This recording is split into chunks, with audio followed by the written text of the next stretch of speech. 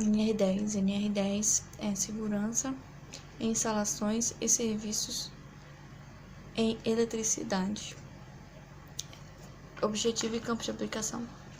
Estabelece os requisitos e as condições mínimas para garantir a segurança do trabalhador que direta ou indiretamente trabalham com instalações elétricas ou qualquer situação que envolve energia elétrica. Nessa norma está descrito as medidas de controle e dita as regras para segurança nos projetos antes, durante e depois da instalação, ou seja, a NR10 ela está presente em todas as fases do projeto que envolve eletricidade. Também fala sobre regras para trabalhar com linhas de alta tensão e com linha elétrica desligada ou ligada. Um ponto muito importante é sobre a capacitação dos trabalhadores para trabalhar com eletricidade. E na NR10 está descrito as normas de segurança para os trabalhadores, a sinalização dos locais onde tem eletricidade, proteção contra incêndio e medidas de emergência. E essa norma ela foi criada por pessoas que entendem desse assunto, que estudaram a eletricidade e que é muito importante seguir ela à risca para evitar acidente.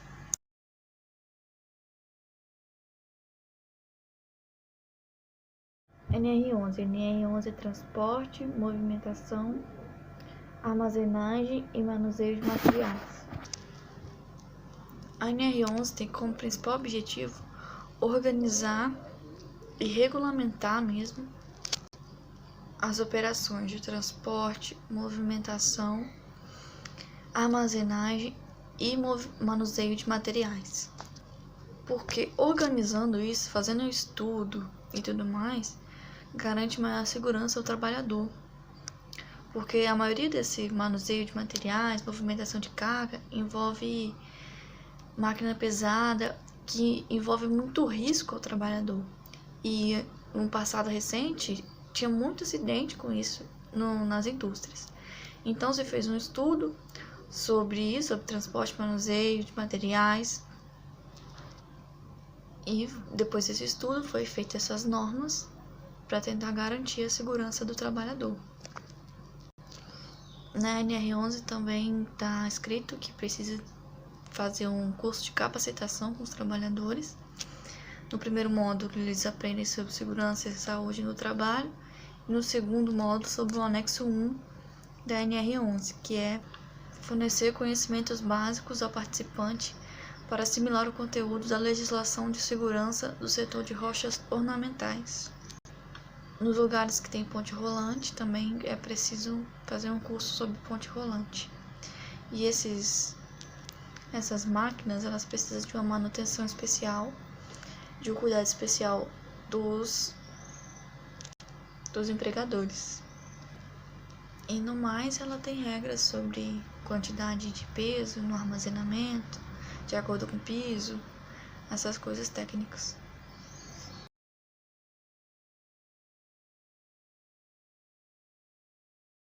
NR12. NR12 é segurança do trabalho de máquinas e equipamentos. Essa norma define as referências técnicas principais e fundamentais para garantir a segurança e saúde do trabalhador que use máquinas ou equipamentos de qualquer tipo. Essa norma dita as regras, por exemplo, para o arranjo físico das máquinas e dos equipamentos, como distanciamento, sinalização de segurança, meios de acesso, operações de emergência, dentre outros. A visão do trabalhador tem um aspecto muito importante, que é o aspecto ergonômico do trabalho. Também, pensando principalmente no trabalhador, temos dispositivos de segurança e os de emergência, dispositivo de segurança, dispositivo de emergência, e a capacitação do trabalhador para a NR12, com a NR12 e para o equipamento que o trabalhador está usando. Temos também regras para cada grupo de máquinas, por exemplo, máquinas agrícolas, E essas regras ditam a manutenção, a troca dessas máquinas e desses equipamentos. E também uma coisa importante que foi estudada e está na NR12 é os tipos de acionamento, tipo de parada de cada máquina. Sempre tem que ter uma parada de emergência, né? Caso alguma coisa aconteça com um trabalhador, por exemplo, dentro da máquina, tem que conseguir de fora parar a máquina. Antes dessas normas serem impostas, elas foram estudadas, né?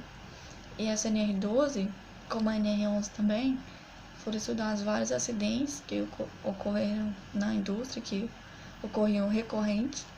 E em cima desses acidentes foram feitas essas normas para tentar diminuir esses acidentes e deixar o trabalho mais seguro para o trabalhador.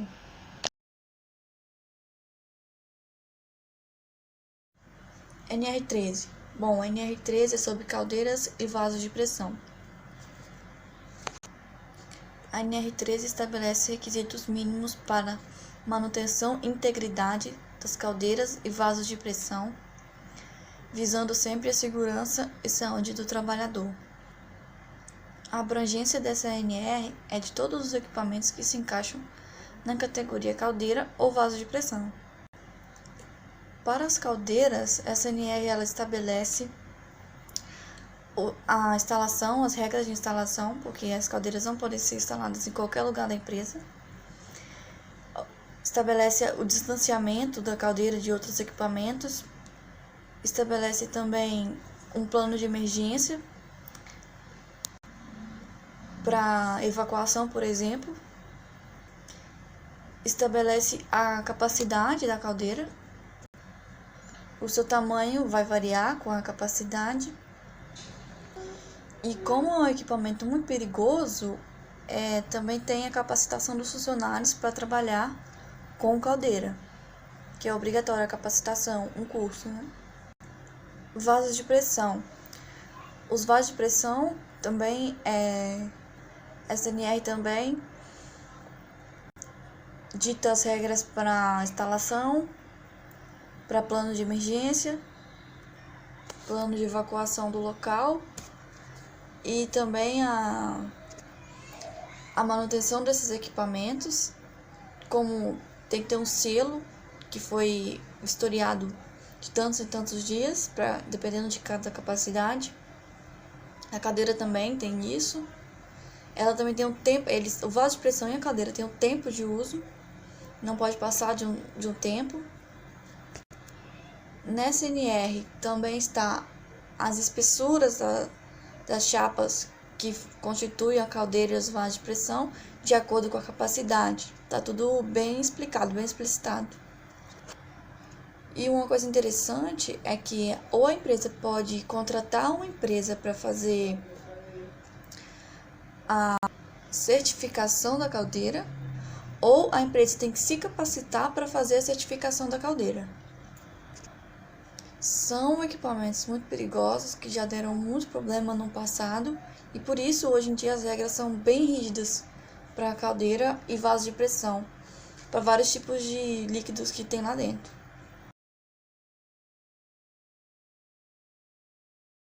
NR14. A NR14 ela se dispõe sobre os fornos. E ela fala que todos os fornos, independente de sua utilização, tem que ser revestido por material refratário, de uma forma que o calor que irradia desse forno não ultrapasse os limites determinados pela NR15.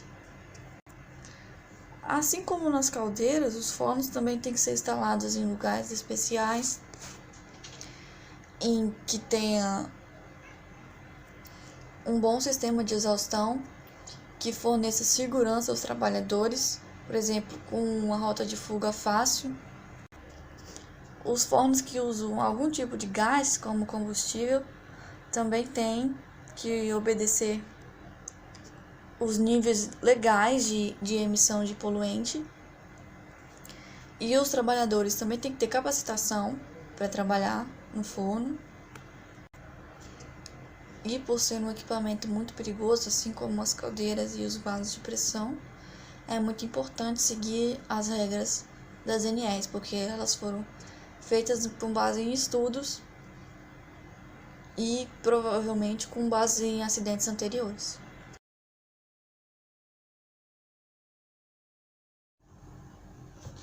NR15. Bom, a NR15 ela dispõe sobre atividades e operações insalubres.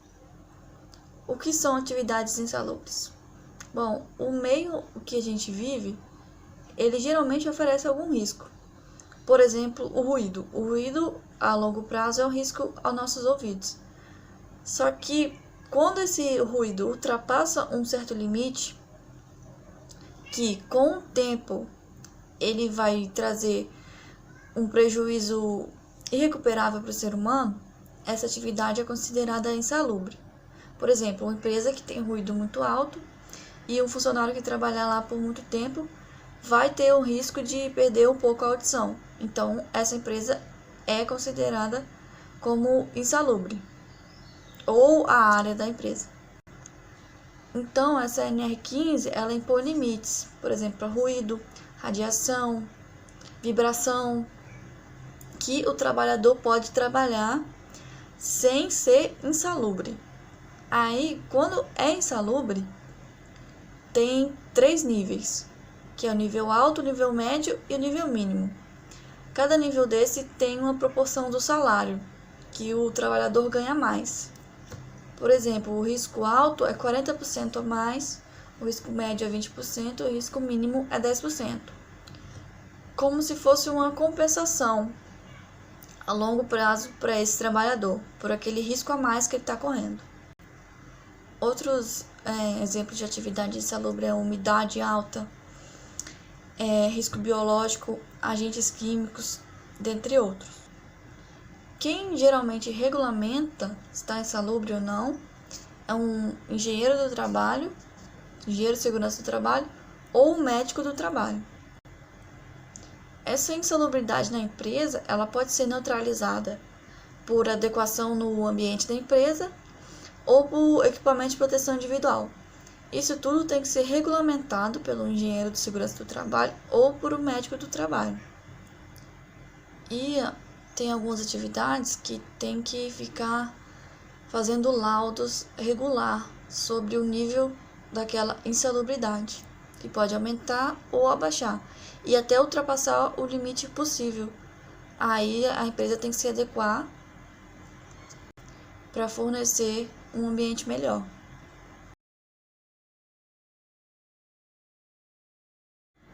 NR16. NR16 dispõe sobre atividades e operações perigosas.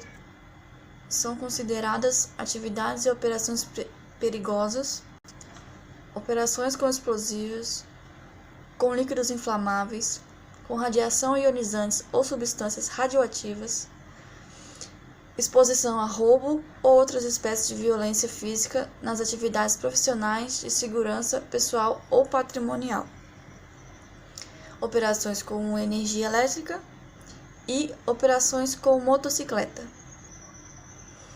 Bom, o trabalhador tem direito, quando é constatada a periculosidade, ele tem direito a 30% a mais do salário bruto.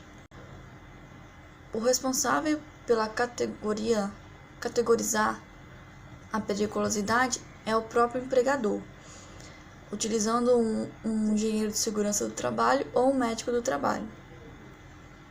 Nessa NR também dispõe o que é considerado líquido inflamável e o que é considerado perigoso com o trabalho com explosivos. E o trabalhador ele pode optar por insalubridade, mas depende, porque insalubridade é diferente de periculosidade. Porque a insalubridade você está constantemente, por exemplo, com vibração. A periculosidade é que você está ali e tem o risco de algo acontecer porque aquilo é mais perigoso do que o normal. Por exemplo, quando você está mexendo com líquido inflamável, é mais perigoso do que você mexer com água. Mas não é um constante que prejudica a sua saúde o tempo todo. Só é um mais perigoso que o normal, por experiência própria, do empregador. Por exemplo, motocicleta, que é mais perigoso que carro. Essa é a diferença da insalubridade para a insalubridade.